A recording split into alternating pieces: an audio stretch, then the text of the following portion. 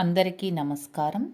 ప్రత్యక్ష దైవాలు పాఠ్యభాగంలోని 2వ భాగంలో 1 నుండి 4 పద్యాలు వాటి వివరణ గురించి తెలుసుకున్నాం. ఇప్పుడు 5వ పద్యమైన సీస పద్యం గురించి తెలుసుకుందాం. జననుత వీరునా జననియు జనకుండుంచూవే వీరలకు శుశ్రూష చేసి ఇట్టి పరిజ్ఞానమేనున్ ప్రాపించితి అమరులన్ పూజింతురర్థి ఎల్లవారును ఒండు దైవంబుల ఎరున్గా ఈ వృద్ధుల నా పాలి వేల్పులనగా కమనీయ ఫలపుష్ప గంధ భూషణ వస్త్రములు మనోహర భక్ష భోజ్యములను వీరికెప్పుడు నివేదింతు వేడ్కన్ పుత్రధారా సహితుండనై నియతముగ సేవ ఆచరింతును వేదముల్ యజ్ఞములు వ్రతంబులును వీరనాకను తలంపు దృఢము. ఈ పద్యం యొక్క భావం తెలుసుకుందాం. జననుత అంటే జనుల చేత కీర్తించబడేవాడా ఓ కౌశిక మహర్షి. వీరు నా జననియు జనకుండు అంటే వీరు నా జననీ జనకుడు తల్లిదండ్రులు. చూవే అంటే చూడు. వీరలకు శుశ్రూష చేసి వీరలకు అంటే ఈ తల్లిదండ్రులకు శుశ్రూష అంటే సేవ చేసి ఇట్టి పరిజ్ఞానమేను ప్రాపించితి ఇటువంటి గొప్ప జ్ఞానం పరిజ్ఞానం అంటే గొప్ప జ్ఞానాన్ని మేను అంటే నేను ప్రాపించితి పొందాను అంటే నా తల్లిదండ్రులకు సేవ చేయటం వల్ల నేను ఇటువంటి గొప్ప జ్ఞానాన్ని పొందాను. అమరులన్ పూజింతురర్థి ఎల్ల అమరులు అంటే మరణం లేనటువంటి వారు దేవతలు. దేవతలనంతా కూడా పూజిస్తారు. అర్థి ఎల్ల అంటే ఏదో ఒకటి కోరుకొని మనమంతా కూడా దేవతల్ని పూజిస్తాము. ఒండు దైవంబుల ఎరుంగ నాకు మాత్రం వేరే దైవము తెలియదు. ఈ వృద్ధుల నా పాలివేల్పులనగా ఈ వృద్ధులే నా పాలిట వేల్పులు. వేల్పులు అంటే దేవతలు. అనఘా అనఘా అంటే ఓ పుణ్యాత్ముడా అంటే నాకు వేరే దేవతలు ఎవరూ లేరు. ఈ తల్లిదండ్రులే నాకు దేవతలు. కమనీయ ఫలపుష్ప గంధ భూషణ వస్త్రములు మనోహర భక్ష భోజ్యములును వీరికెప్పుడు నివేదింతు. కమనీయ ఫల పుష్ప గంధ భూషణ వస్త్రములు. కమనీయము అంటే కమ్మనైనటువంటి ఫలాలు పుష్పాలు గంధ భూషణములు వస్త్రాలు మనోహరమైనటువంటి భక్ష్యభోజ్యములను. భక్ష్యభోజ్యములు అంటే తినుబండారాలు.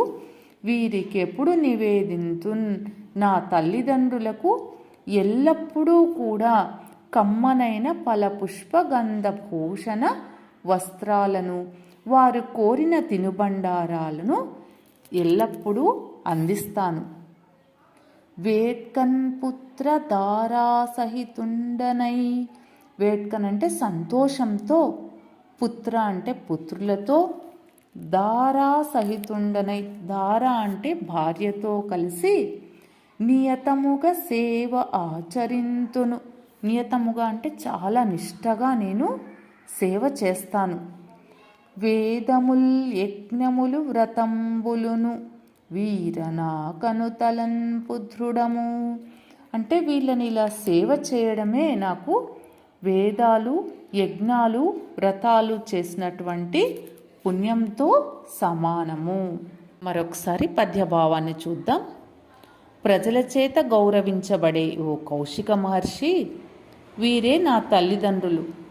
వీరికి సేవ చేయడం వల్ల మాత్రమే నాకు గొప్ప జ్ఞానం లభించింది. సాధారణంగా లోకంలో అందరూ కోరికతో దేవతల్ని పూజిస్తారు. కానీ నా తల్లిదండ్రులే నా పాలిట దేవతలు. వేరే దేవతల గురించి నాకు తెలియదు. వీరికి రుచికరమైన పండ్లు పూలు గంధం అందమైన నగలు వస్త్రాలు ఇష్టమైన ఆహార పదార్థాలు అన్నీ ఇస్తాను. నా భార్యా బిడ్డలతో కలిసి సేవ చేస్తాను. అలా సేవించడం వల్ల వేదాలు యజ్ఞం వ్రతం ఆచరించినంత పుణ్యం లభిస్తుంది అని ధర్మవ్యాధుడు కౌశికునితో చెప్పాడు. తరువాత పద్యం తేటగీతి పద్యం. జనని జనకుండు సద్గురుండనలుండాత్ముండనంగా ఈ ఏ ఊరును ఏ గృహస్థు చేత సుగతి వాంఛన్ ప్రసాదితులగుదురట్టి వాడచూవే ధర్మాత్ముండు వసుధ మీద. పద్యం యొక్క భావం.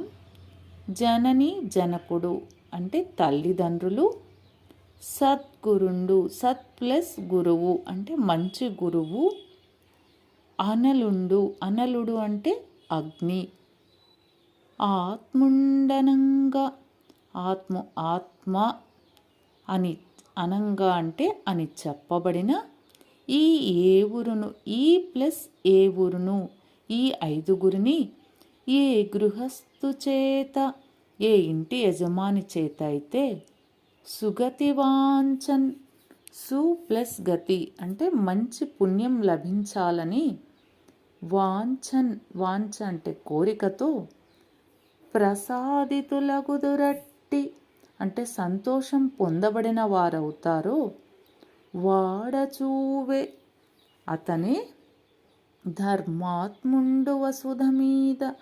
ధర్మాత్ముడు అంటే మంచి పుణ్యాత్ముడు వసుధ మీద. వసుధ అంటే భూమి మీద. ఈ పద్యం యొక్క భావాన్ని మరొకసారి చూద్దాం.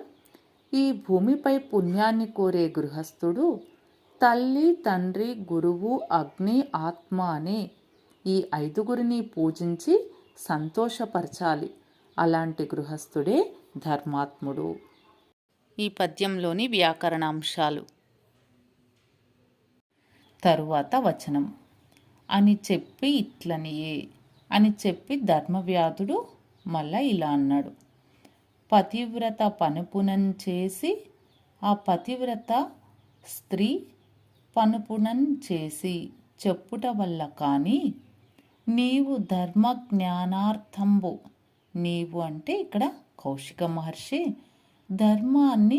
ధర్మం అనే జ్ఞానాన్ని అర్థించాలని నా ఉన్న ఎడకున్ అంటే నేనున్న చోటికి, నేను అంటే ఇక్కడెవరు ధర్మవ్యాధుడు ఉన్న చోటికి చను తెంచిన నీవు రాగా ఆ పతివ్రతలని ఆ పతివ్రత ఇల్లాలి యొక్క అనుగ్రహంబున అనుగ్రహం చేత నీకు ఎల్లవియు ఎరిగించి తిన్, నీకు అన్ని ఎల్లవియు అంటే అన్నింటినీ ధర్మ సూక్ష్మాలన్నింటినీ ఎరింగించి తిన్ అంటే చెప్తాను. కానీ నీ దశ నాదు చిత్తంబు ప్రియం పడి ఉండదు. నీ దశ అంటే నీ పైన నా యొక్క మనస్సు ప్రియం పడి ఉండదు, ప్రీతిగా స్పందించలేదు. నీ చేసిన అకార్యం ఒక్కటి కలదది ఎయ్యవి అనినా. నీ చేసిన అంటే నీవు చేసిన అకార్యం ఒకటి, ఆ ప్లస్ కార్యము ఆ పని ఒక్కటి కలదది కలదు, ఎయ్యది అనినా అది ఏమని అడిగినా. వచనం యొక్క భావం ఇంకొకసారి చూద్దాం. అని చెప్పిన ధర్మవ్యాధుడు ఇలా అన్నాడు. ఓ కౌశిక మహర్షి, నీవు నా వద్దకు పతివ్రత పంపగా వచ్చావు. ధర్మాన్ని గురించి జ్ఞానాన్ని పొందాలని అనుకుంటున్నావు. ఆమెపై ఉన్న గౌరవం కారణంగా ధర్మ మార్గాన్ని వివరిస్తాను. నీపై ఉన్న ఇష్టం కాదు, నువ్వు చేయకూడని పని ఒకటి చేశావు కనుక నువ్వంటే నాకు ఇష్టం లేదు. అదేమిటంటే వచనంలోని వ్యాకరణాంశాలు. 8వ పద్యం. ఇది ప్రతిపదార్థ పద్యం. ఈ పద్యంలో ధర్మవ్యాధుడు కౌశికుడు చేసిన తప్పును గురించి ఇలా చెప్తాడు. ఎంతయు వృద్ధులై తమకు నీ ఒకరుండువ తెప్పగాక అత్యంత ముదంబునన్ బ్రతుకు తల్లిని తండ్రిని ఉచ్చగించి నిశ్చింతుండవై సదాధ్యయనశీలత వారి అనుజ్ఞలేక ఏకాంతమయెమ్మెయిన్ వెడలి అక్కట నీవు కరంబు క్రూరతన్. ఈ పద్యం యొక్క భావాన్ని చూద్దాం. ఎంతయు అంటే మిక్కిలి, వృద్ధులై వృద్ధులు ప్లస్ అయి ముసలివారైనా తమకు నీవొకరుండువ. తమకు అంటే ఇక్కడ తల్లిదండ్రులకు, నీ యొక్క తల్లిదండ్రులకు నీ ఒకరుండువ, నీ ఒక్కడివే తెప్పగాక అంటే ఆధారం కాగా అత్యంత ముదంబునన్ బ్రతుకు.